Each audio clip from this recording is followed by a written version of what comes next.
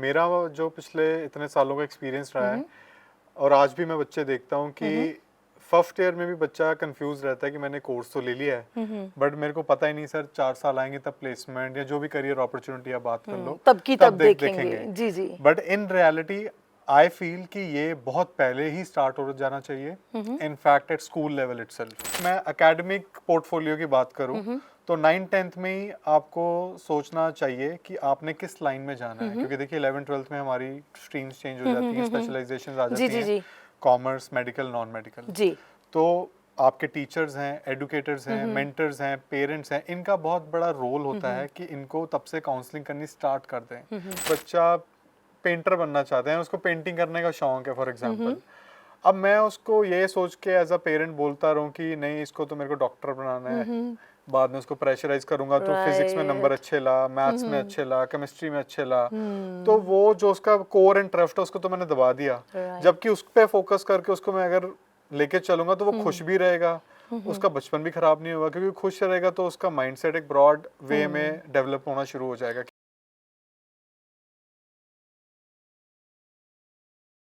न राजा न रानी, न नई न पुरानी, तेरी मेरी कहानी ऑन पॉइंट भारत पे।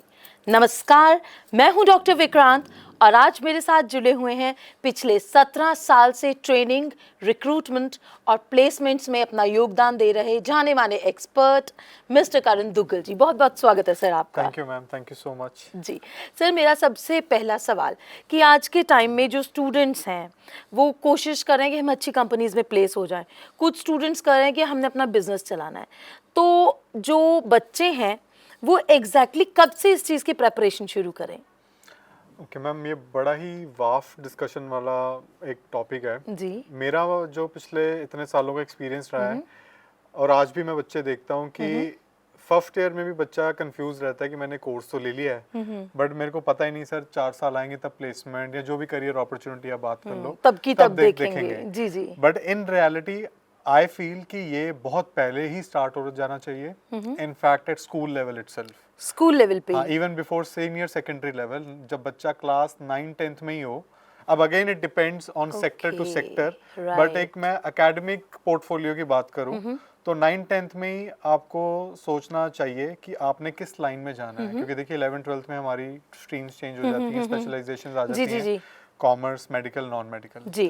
तो आपके टीचर्स हैं, एडुकेटर्स हैं, मेंटर्स हैं, पेरेंट्स हैं, इनका बहुत बड़ा रोल होता है कि इनको तब से काउंसलिंग करनी स्टार्ट कर दें, क्योंकि 11th-12th में भी बच्चा चलो ले लिया, फिर कॉलेज तक जब पहुंचता है तब उसको कंफ्यूजन ही रह जाती है कि मेरे को स्ट्रीम कौन सी चूज करनी है। Right. Not everyone but most of them. कई तो होते हैं जो पेरेंट्स के दबाव में ही होते हैं कि मेरे पापा कहते हैं ये डिग्री करनी है तो कर लो। एग्जैक्टली। जी जी। पेरेंट्स का प्रेशर हो गया, रिलेटिव्स का प्रेशर हो गया कि मेरी बुआ के लड़के ने तो इसमें इतना अच्छा कर लिया, तू भी यही लाइन पकड़, मेरी चाची की उसने बेटी ने इतना कर लिया, तुम भी इतना करो। पीयर प्रेशर हो जाता है कई बार। देन फ्रेंड्स का आ गया, अच्छा मेरे दोस्त स्कूल्स के बचपन के दोस्त हैं, सारे स्कूलिंग एक साथ की है, कॉलेज उसने वो चूज किया, मैं भी साथ साथ चला जाता हूं। तो ये सारे डिसीजंस आपका पूरा करियर पोर्टफोलियो खराब कर देते हैं। तो आपको खुद को पहले तो बच्चे को भी देखना चाहिए। आजकल तो रिसोर्सेज इतने आ गए हैं, स्कूल लेवल पे स्कूल काउंसलर का एक अलग से डिपार्टमेंट बन चुका है आज जी जी। बिल्कुल बिल्कुल। हमारे टाइम पे ये नहीं होता था।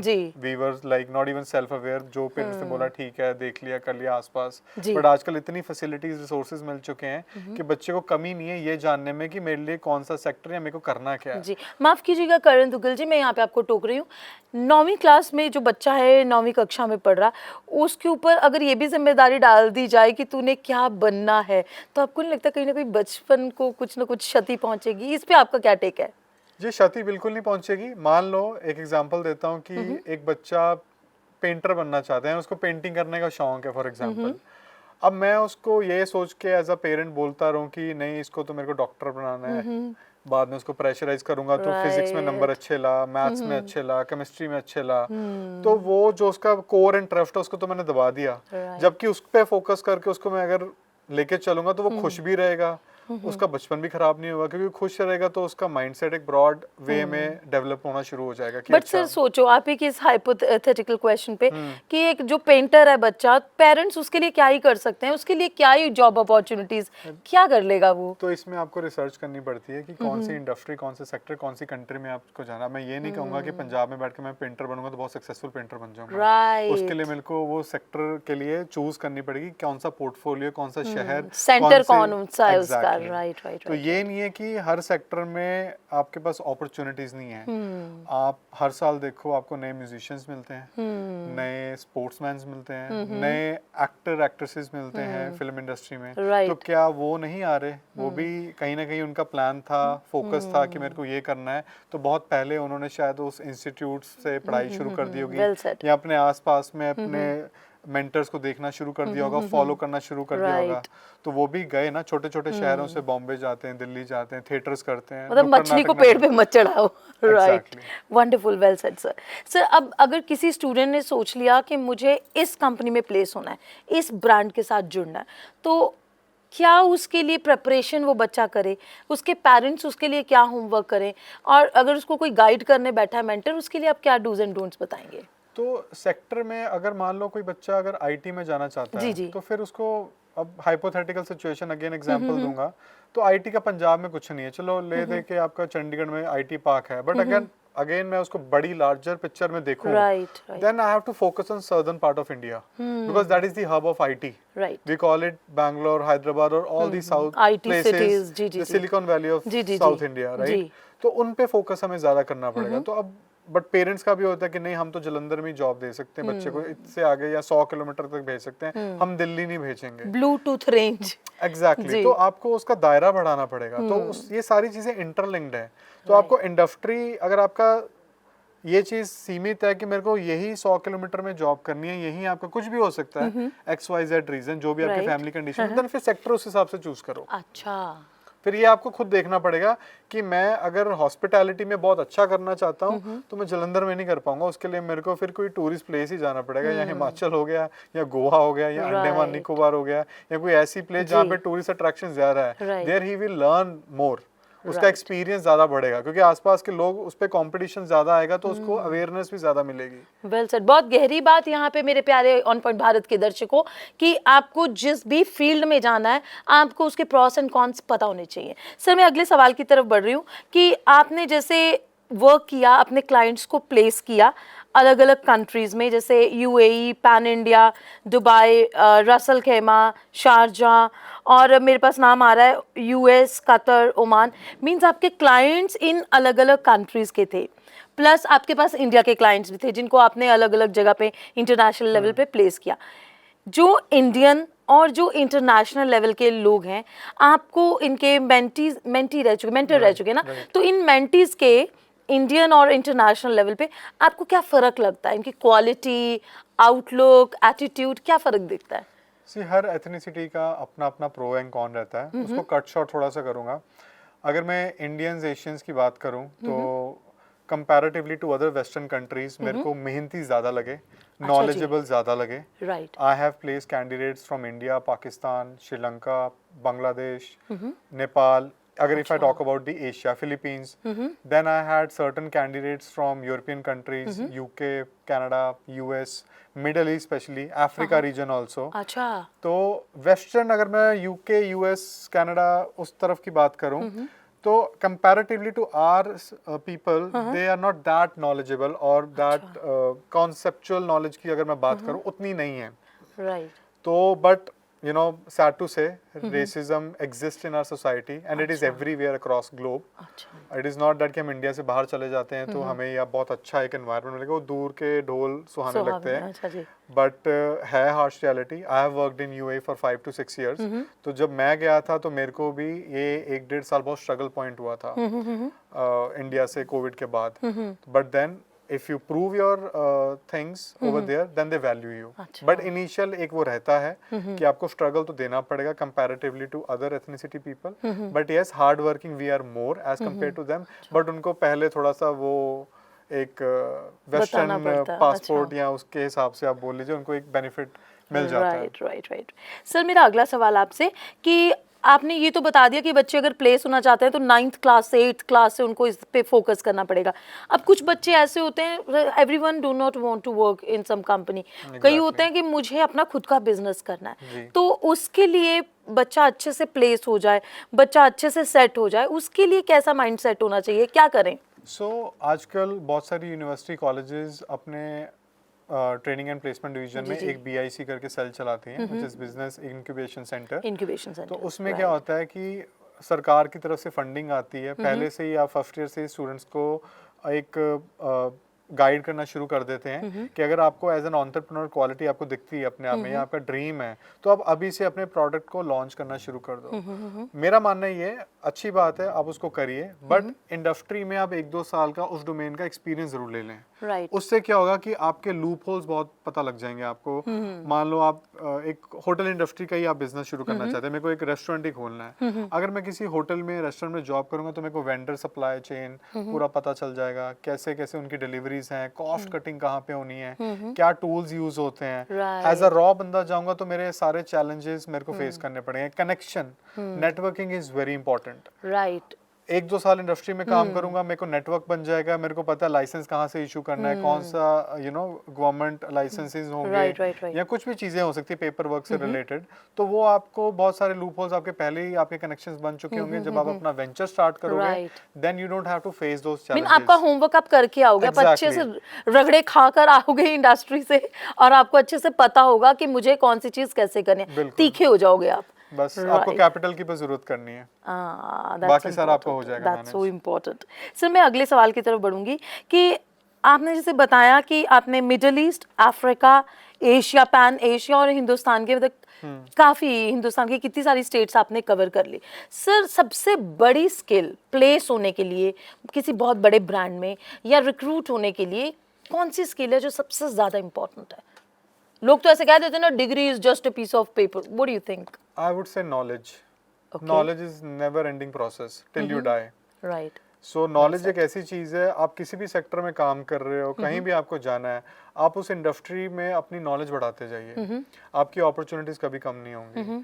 कोई भी आप इंडस्ट्री, जैसे मैंने पहले भी बताया कि कोई स्पोर्ट्समैन हो गया, कोई एक्टर हो गया, उनको हर साल आप देखते हैं नए नए सितारे या नए नए उस इंडस्ट्री से, तो उनको कहीं ना कहीं से नॉलेज वो गेन कर रहे हैं, नए चीज़ें वो समझ रहे हैं कि क्या आने वाली एडवांसमेंट है, क्या है। तो अगर हम एजुकेशन की बात करें, IT सेक्टर हो गया, मैनेजमेंट हो गया, कोई भी फार्मेसी या कोई भी एक सेक्टर पकड़ लें, तो उसमें भी बहुत ही तेजी से चीज़ें बदल रही हैं। तो आपको ये होना चाहिए कि भाई मेरे को लर्न करना है साथ साथ। You fly till you learn. Beautiful, well said. Mister Karan Duggal, मेरा अगला सवाल ये है कि ऐसा कहा जाता है कि जब आप किसी भी इम्पोर्टेंट इंटरव्यू के लिए जा रहे हैं तो फॉर्मल शर्ट और आपके टाई होनी चाहिए, ये इसमें कितनी सच्चाई है? बिल्कुल सही बात है। आपको जब भी इंटरव्यू के लिए जाना है, आपको प्रोफेशनल अटायर लेके जाना है, बट अब कुछ इंडस्ट्री पे भी डिपेंड करता है। अब फॉर एग्जांपल अगर मैं किसी एडवर्टाइजमेंट एजेंसी में या सम पेस्ट्री इंडस्ट्री में ऐसे जा रहा हूँ करने, तो उसमें ज़रूरी नहीं कि मैं टाई या फॉर्मल शर्ट में जाऊँ, because they want a certain outlook similar to that industry. तो उसमें मैं कैजुअल्स या शॉर्ट्स में भी चला जाऊँ, दे डोंट माइंड। IT की बात करूँ, mainly they won't bother you much on the communication part, but they would look on your IT skills, your technical skills, what languages you have. तो ये डिपेंड करता है industry to industry, but let's assume कि 80 to 90% की attire अगर casual भी लेके जा रहे हो, वो भी इतनी प्रोफेशनल हो कि आप सीरियस हो उस इंटरव्यू को लेके, वो आपकी बॉडी लैंग्वेज में भी दिखना चाहिए। करण दुग्गल जी, मेरा अगला सवाल आपसे ये है कि ये प्रोफेशनल वैल्यूज, एथिक्स, मॉरल्स, उसूल, ये सब आज के टाइम पे कितने इंपॉर्टेंट हैं किसी MNC, किसी बड़े ब्रांड में, कि ये सब चीज़ें किताबी बातें हो चुकी हैं उनके लिए? देखिए, रियलिटी तो कुछ और बोलती है, but this is very important. हम लोग बहुत, और इंडियंस माने जाते हैं हाथ जोड़ के हमारा पहला जेस्चर होता है कि नमस्ते करना, किसी भी अनजान आदमी से मिलना।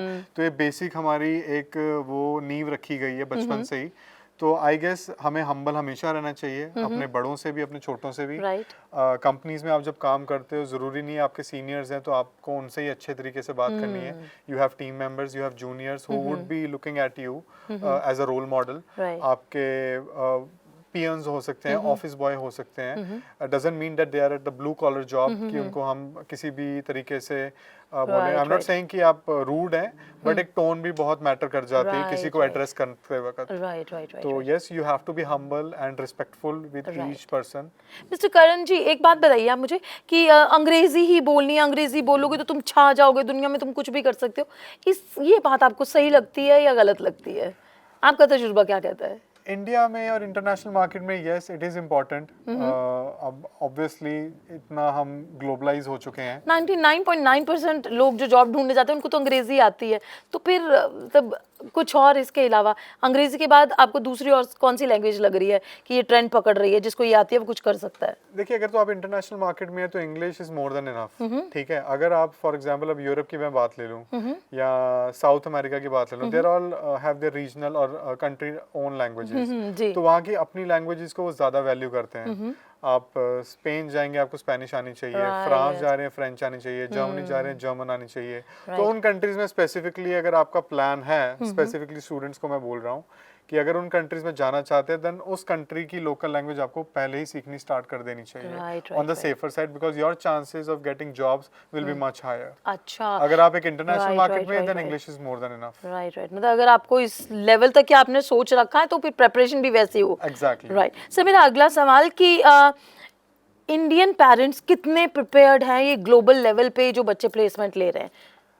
बहुत इम्पोर्टेंट और क्रूशियल रोल प्ले करता है पेरेंट्स का जी। हमारे टाइम पे उतना चलो नई कोर्सेज भी इतने नहीं होते थे, बट आजकल तो अगर मैं एमबीए की बात करूं तो 50 तरह की तो एमबीए हो जाती है। राइट। तो पेरेंट्स को बहुत ज़रूरी है समझना कि बच्चे ने क्या करना है, और जैसे कि मैंने पहले बोला था कि ये स्कूल लेवल पे स्टार्ट हो जाना चाहिए। तो पेरेंट्स अगर उसको देखें कि वो बच्चा किस तरफ जाना चाहता है, उसका इंटरेस्ट क्या, counselling is very important, what I mean, क्योंकि अगर वो जब तक उसको काउंसल नहीं करोगे, उसको प्रोज एंड कॉन्स नहीं बताओगे, हो सकता है वो गलत डिसीजन ले ले। हो सकता है उसको अवेयरनेस ही ना हो, उसका मन जरूर हो कि मेरे को ये करना है, बट उसको उसके प्रोज एंड कॉन्स ही नहीं पता, या उसको आसपास का सिनेरियो ही नहीं पता। तो उसमें पेरेंट्स का रोल बहुत प्ले करता है। In fact not only parents, teachers जो उसके स्कूल में होंगे, मेंटर्स, एजुकेटर्स, उनका भी रोल प्ले करता है। तो आई वुड से कि इन सबको बच्चे को काउंसल करना बहुत जरूरी है। खुद को भी सेल्फ अवेयर करें कि हमारी क्या कैपेसिटी है, हर एक की अपने लिमिटेशंस होती है, कहाँ तक बच्चे को भेज सकते हैं, कितना एजुकेशन पे वो फंड कर सकते हैं, क्या सपोर्ट वो दे सकते हैं, उस हिसाब से आप राइट डिसीजन लीजिए, कोई दिक्कत वाली बात नहीं है। Wonderful, well said. सर, जिन बच्चों ने बिजनेस करना है, आप उनको एक लाइन में कोई एक एडवाइस जाते जाते देना चाहेंगे? Okay, so take a hands on experience before getting into the market. आप पहले उस इंडस्ट्री में सीखिए, 1 से 2 साल एटलीस्ट गेन करिए एक्सपीरियंस, देन आपके जो ड्रीम्स हैं, आई वुड से fly like a bird. Right. और सर, जिन लोगों ने प्लेसमेंट्स लेनी है अपने पसंदीदा ब्रांड्स में, उनके लिए आपका कोई सजेशन? रिसर्च करनी स्टार्ट कर दीजिए। जिन भी आप कंपनीज में आप सोच रहे हो कि मेरे को इस कंपनी में प्लेसमेंट चाहिए, आप अपने अगर आप किसी भी यूनिवर्सिटी कॉलेज में पढ़ रहे हैं, अपने ट्रेनिंग एंड प्लेसमेंट सेल में बताइए कि हमें ये मेरी 5 कंपनीज हैं, इनमें मेरे को जॉब चाहिए। उनको बोलिए कि कनेक्ट कीजिए हमें एचआर्स के साथ, उस कंपनी के कॉर्पोरेट रिलेशन टीम के साथ, तो ताकि वो उन कंपनीज को कॉलेज में लेकर आएँ और उनके ड्रीम्स पूरे हों। तो मैं प्लेसमेंट्स वाले बच्चों को यही बोलूँगा, रिसर्च करनी स्टार्ट करिए, जो सेक्टर है, जो इंडस्ट्री, अच्छे से अवेयरनेस लीजिए and start looking, aiming for those companies. मेरे प्यारे ऑन पॉइंट भारत के दर्शकों, श्री करण दुग्गल जी, जिनका करीबन 18 से 19 साल का तजुर्बा है बच्चों को इंटरनेशनल लेवल पे प्लेस करने का और बिजनेस के लिए रेडी करने का, कहीं ना कहीं उन्होंने इस इंटरव्यू में, इस कन्वर्सेशन में एक बात कही कि इंडियन बच्चों में बहुत एबिलिटी, कैपेबिलिटी और स्ट्रेंथ है। अगर कमी है तो कहीं ना कहीं हमारे एटीट्यूड में। खुद को प्रिपेयर कर लें, क्योंकि भारत करवट बदल रहा है। आने वाला कल आपका हो, इसके लिए मेहनत भी आपको करनी है। नमस्कार, धन्यवाद। Thank you.